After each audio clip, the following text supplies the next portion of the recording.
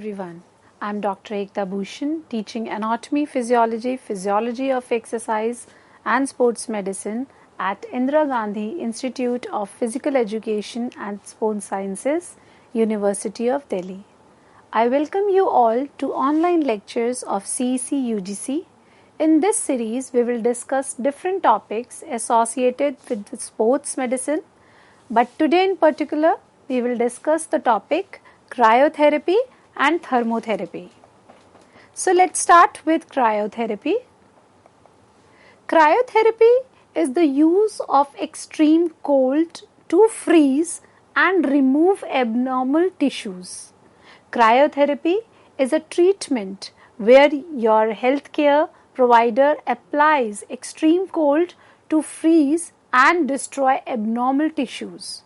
To create this severe cold, your provider will use a substance like liquid nitrogen or argon gas or ice. So, cryotherapy can be used to treat a variety of skin conditions and some cancers including prostate and liver cancer. This therapy can treat tissue externally on the skin and internally inside the body as well. So, this treatment can also be called cryoablation. So, cryotherapy in physiotherapy.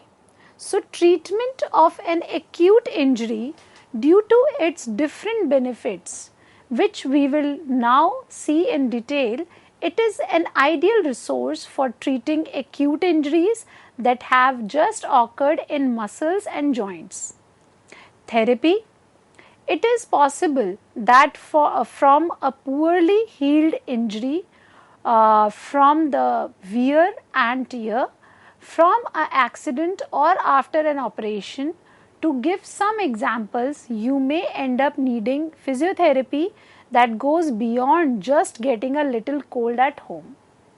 Sports cryotherapy, although there is a lot of disagreements about this, it is true that many physiotherapists propose the use of cold before practicing sports activity, especially ice bath, to increase the performance of the athlete. Now we will see the use of cryotherapy. It can be used in bone cancer, cervical cancer, liver or prostate cancer, pancreaseous cells in the cervix, lower end of the uterus, then precancerous skin conditions and early stage of skin cancers including squamous cells carcinoma and basal cells carcinoma. Then retinoblastoma, cancers of retina and children, skin conditions like warts, skin tags or dark spots. Now let's know, how does cryotherapy work? During cryotherapy, the healthcare provider applies extreme cold to abnormal tissues. Cells cannot survive this severe cold and die after treatment. Your healthcare provider can use a few different substances to create the intense cold used in cryotherapy. These substances can include liquid nitrogen, liquid nitrous oxide and argon gas. So there are different cryotherapy methods to freeze tissues. The way your healthcare provider applies the cold depends on the location of the abnormal tissue. Now let's see what cryotherapy method will my healthcare provider will use. So there are two methods, external and internal. If the tissue is located on your skin, your provider will typically use a spraying device or a cotton swab or to apply the freezing agent. Internal, to treat conditions inside the body like precancerous cells or a tumor, your provider will use an instrument called cryoprobe. This probe is inserted through a small incision cut in your skin. So external cryotherapy causes frozen skin to blister and peel off so that a healthy new skin can grow. When abnormal cells freeze and die during internal cryotherapy, your immune system helps clear the tissue out of the body. Now let's see how does cryotherapy work. So athletes in sports, so athletes seeking cryotherapy for sports performance or recovery can benefit from either whole body or localized cryotherapy treatment. Localized cryotherapy treatments allow athletes to target specific areas. When the cryotherapy application hits the treatment area, the blood vessels constrict and the body's natural healing response is triggered. Proteins like collagen that turns over cells and restore structure begins, working to relieve pain and inflammation. Now, by targeting a localized area with cryotherapy for sports recovery, those specific areas will see many benefits, including reducing discomfort, elevating muscles tightness, increasing microcirculation, promoting collagen growth, endorphin boosting, or norepinephrine production. So these cryotherapy benefits trigger further rewards. For example, the increase in the endorphins activates the body's opioid receptors, relieving pain, improves sleep, and serving as a mood booster. In addition, the increase of norepinephrine has a sedative effect, helps the muscles relax and repair. So the health benefits and positive effects of applying cold. First one is temperature. Obviously, we are applying elements of considerably lower temperature. In addition, the vasoconstriction that also occurs make it difficult for the area to acquire more temperature. Then tissue metabolism, change in the rhythm of the tissue cells. Then blood flow, the blood fibers are reduced, which means that there is less blood flow. Inflammation, because of the above, it is obvious that the area will deflate quickly. Then edema, by modifying the tissue metabolism, edemas can be alleviated to a great extent, seeking to return everything to normal. Then pain, the nerves send to the brain the signal of cold rather than pain. So then it become a pain reliever also. Then spasticity, the nerve becomes numb. Muscles relaxation derived from all the above. Now let's see what are the importance of cryotherapy. The first importance is reduces migraine symptoms. So cryotherapy can help treat migraines by cooling and numbing nerves in the neck area. One study found that applying a neck wrap containing 2 frozen ice packs to the carotid arteries in the neck and significantly reduced migraine pain in those tested, and it's thought that this works by cooling the blood passaging through the intracranial vessels. The carotid arteries are close to the skin surface and accessible. So numbs nerve irritation. So many athletes have been using cryotherapy to treat injuries for years, and one of the reasons why is that it can numb pain. The cold can actually numb the irritation nerves. Doctor will treat the affected area with a small probe inserted into the nearby tissue. This can help treat pinched nerves or neuromas, chronic pains, or even acute injuries. Then helps treat mood disorders. So the ultra cold temperatures in whole body cryotherapy can cause physiological hormonal responses. This includes the release of adrenaline, noradrenaline and endorphins. This can have a positive effect on those experiencing mood disorders like anxiety and depression. One study found that whole body cryotherapy was actually effective in short term treatment for both. Then reduce arthritic pain. So localized cryotherapy treatments isn't the only thing that's effective at treating serious conditions. One study found that whole body cryotherapy significantly reduced pain in people with arthritis.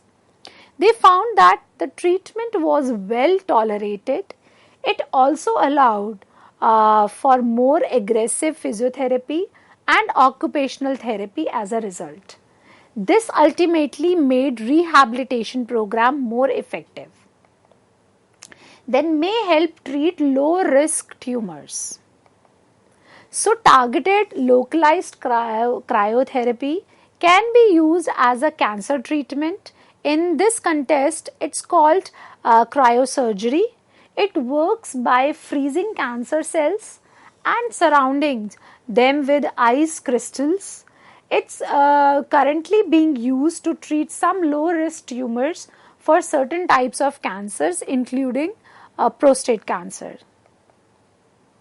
Then may help prevent dementia and Alzheimer's disease.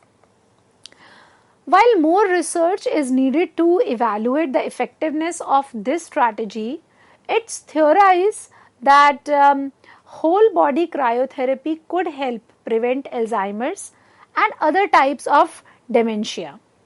It's thought that this may be an effective treatment because the antioxidative and anti-inflammatory effects of cryotherapy could help combat the inflammatory and oxidative stress responses that occur while Alzheimer's. Then treats atopic dermatitis and other skin conditions. So atopic dermatitis is a chronic inflammatory skin disease with the signature symptoms of dry and itchy skin. Because cryotherapy can improve antioxidant level in the blood and can simultaneously reduce inflammation, it makes sense that both localized and whole body cryotherapy can help treat atopic dermatitis. Another study in mice examined that its effect for acne targeting and sebaceous glands.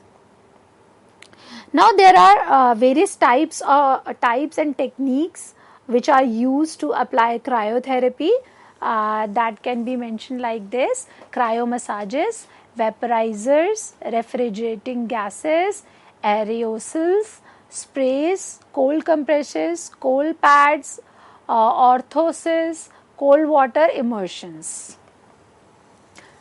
So as for systematic application, we have wraps with without mud, ice baths, cold chambers. Now some side effects of cryotherapy we'll see. So the most common side effect of any type of cryotherapy are numbness, tingling, redness and irritation of the skin. These side effects are almost always temporary. Make an appointment with your doctor if they don't resolve within 24 hours. So you should never use cryotherapy for longer than is recommended. For the method of therapy you are using for whole body cryotherapy, this would be more than 4 minutes, or if you are using an ice pack or ice bath at home, you should never apply ice to the area for more than 20 minutes. Wraps ice pack in a towel so you don't damage your skin. So those with diabetes or any condition that affects their nerves should not use cryotherapy. They may be unable to fully feel its effect, which could lead to further nerve damage. Now we will study about thermotherapy, that is opposite to cryotherapy. So there are times when we have been hurt or even simply found ourselves in a bad way that have been advised to take something hot or get warm. Has this ever happened to you? So thermotherapy is precisely this, and the use of heat to achieve some benefits. It is currently used in medicines and curiously also in aesthetics, and these are various types of depending on their applications. We will show you how it works along with other basic questions such as how it is performed and of course the benefits it brings. So what is thermotherapy? So the simplest definition of thermotherapy is the treatment of ailments through the application of heat. Thermotherapy is a type of treatment that uses heat to improve the condition of our organism, and generally after suffering a mishap such as having made a bad movement, having had an accident and injuries ourselves, etc. So these are the positive physiological effects of applying heat on health. So lower blood pressure, high temperatures quickly affect the heart, which acts in a reflex manner to reduce the pressure. Vasodilation, the capillaries vessels in the area where we put heat will extend, widen, increasing the blood flow. This has an energetic effect, cleaning the blood and providing it with new nutrients. Then sedation, applied for a long time, it is capable of achieving a sedative effect on us, which can come in handy in a number of situations such as fatigue, muscle pain, or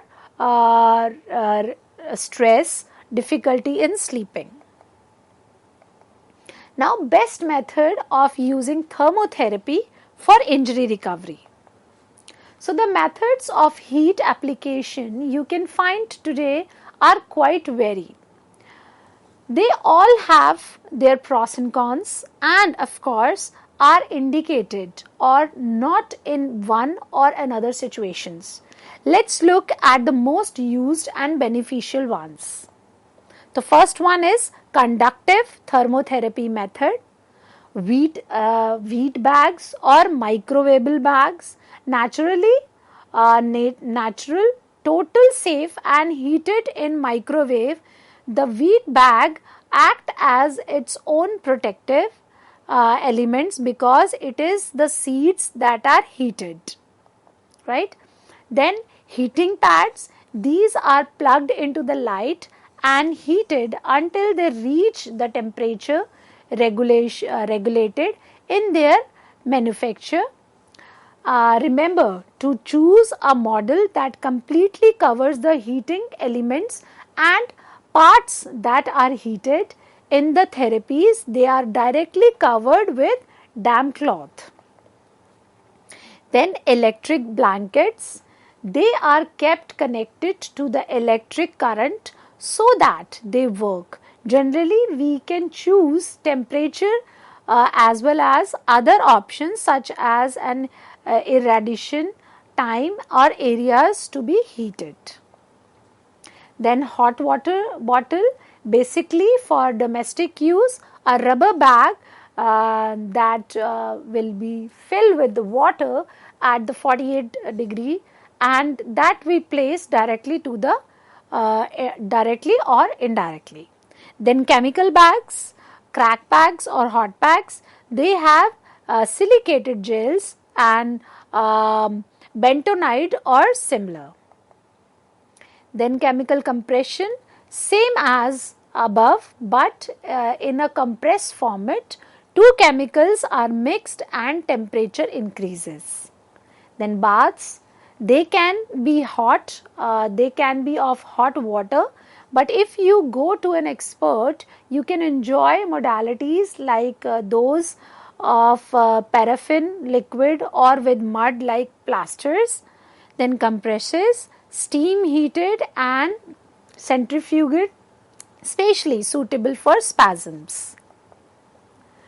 Then convective thermotherapies.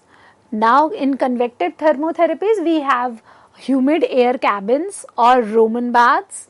These keep you in an environment or setting with high relative humidity, but which is neither uncomfortable nor hardly noticeable, and you can have fairly long sessions in them.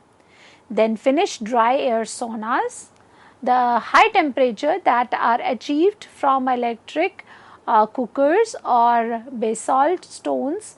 It is very important to regulate the time we spend inside, as it is a very hot space, not suitable in many of the cases that we will see later as contraindications. So, we will see the types of thermotherapies that exists. So, like almost any actions that affects our body, we can find different types of thermotherapy. Pay attention to these because it is essential to know these classifications when choosing our heat treatment. In this case, we will make a double classification. On the one hand, we will consider the level of effectiveness superficially and deep, and on the other hand, its objective, medical or aesthetics.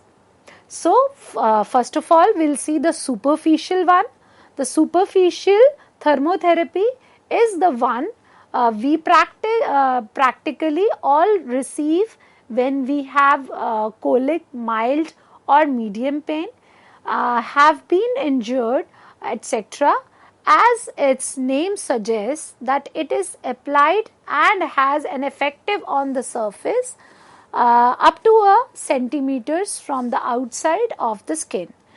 Some examples are microwavable feed bags, hot bags, mud baths, sessions with infrared lamps, and that can be given by convection, conduction and convergence. Then deep thermotherapy is only given by conversions acting between 3 and 5 centimeters deep in our body, and being of course much more invasive. For example, ultrasound therapy, shortwave therapy, microwave therapy or diathermy. Now here are some indications. So first one is pain, both physical and head of the organs, menstrual, etc. Then constriction, hypertonia, stiffness and tendinitis.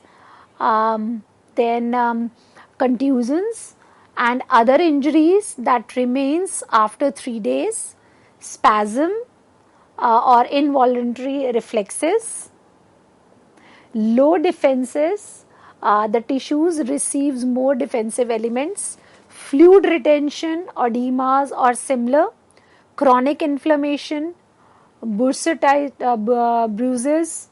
or rheumatoid diseases such as fibromyalgia, then musculoskeletal diseases, cellular and tissue atrophy or dystrophies, motor dysfunctions.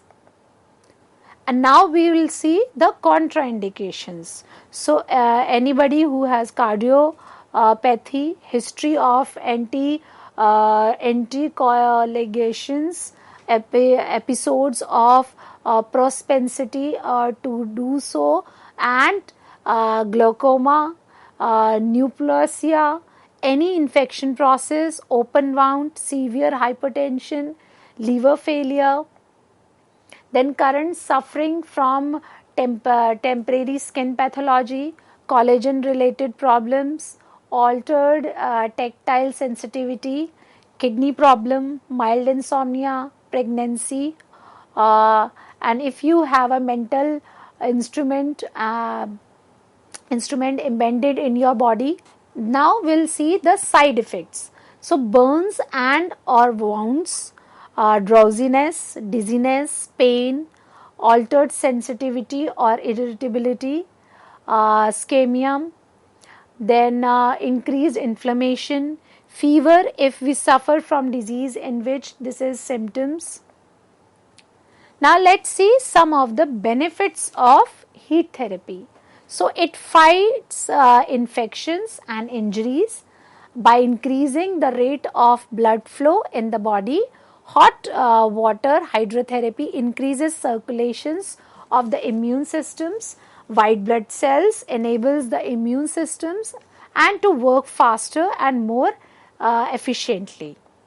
Then a hot soak increases the production of endorphins in the body, as well as endorphins are the body's painkillers and are associated with feelings of elation or happiness. So endorphins also stimulates the immune system, alleviate pain and help tissue healing faster. Then helps clear respiratory infection.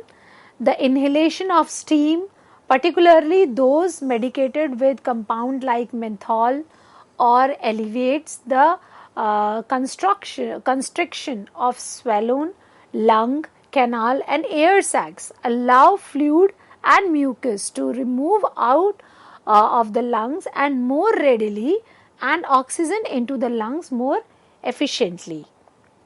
Then when your body fights lung infection, they move the remain of organism, it is killed, and so clearing the mucus and fluid out of your lung is important in helping your body clear an infection and quickly as possible. Then reduces pain and inflammation from arthritis and rheumatoarthritis. The increases in the blood flow brought about by hot water help muscles relax, which lessens stress and pressure on joints. Therapy alleviating pain from arthritis and rheumatism.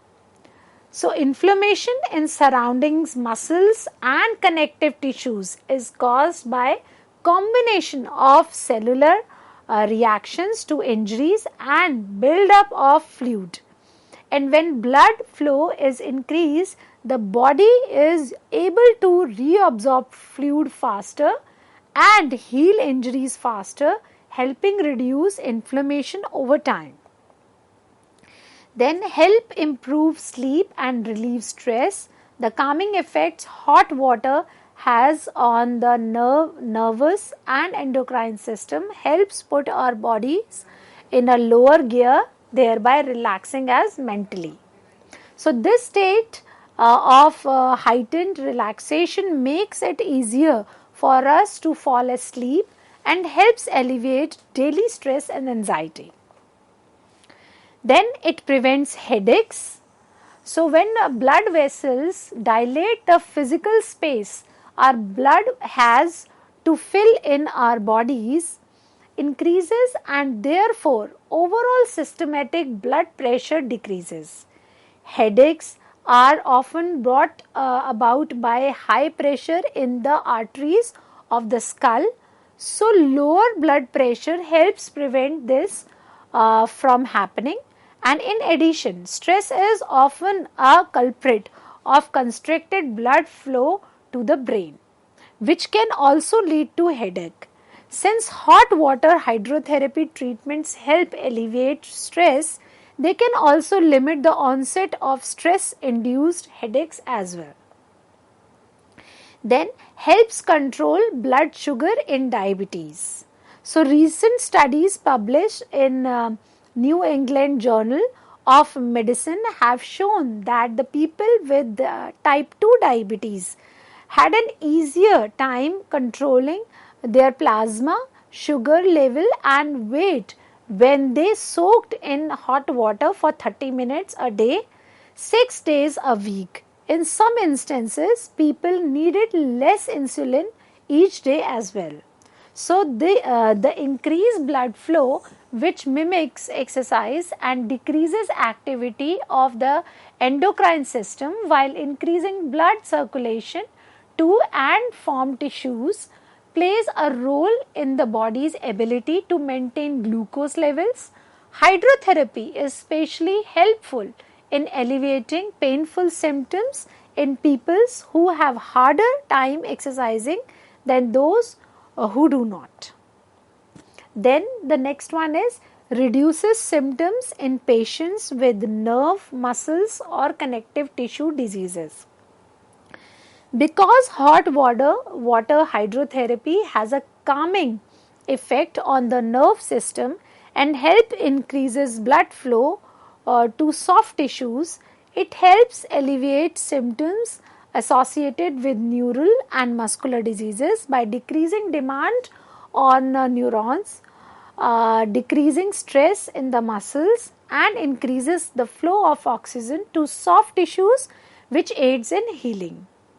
Then relaxing muscles heal muscles injury and relieves muscles disease symptoms. Hot water hydrotherapy is especially helpful in bringing increased blood flow to the soft tissues to the body. Then treats circulatory problems when blood vessels dilate as they do during hot water hydrotherapy treatment. Circulation and blood flows is increased, particularly to soft tissues like muscles. Now we have come to conclusions. So thermotherapy consists of applications of heat or cold for the purpose of changing the cutaneous and intra-articular and core temperature of soft tissues with the intentions of improving the symptoms of certain conditions. Cryotherapy and thermotherapy are useful adjunct for the treatment of musculoskeletal injuries and soft tissue injuries. Using ice or heat as a therapeutic intervention decreases pain in joint and muscles as well as soft tissues, and they have opposite effects on tissues metabolism, blood flow, inflammation, edema, connective tissues and extensibility. So, I hope you understood the concept of cryotherapy and hydrotherapy, their methods, implementations and indications and contraindications. I hope you enjoyed it. That's all for today. See you next time. Thank you.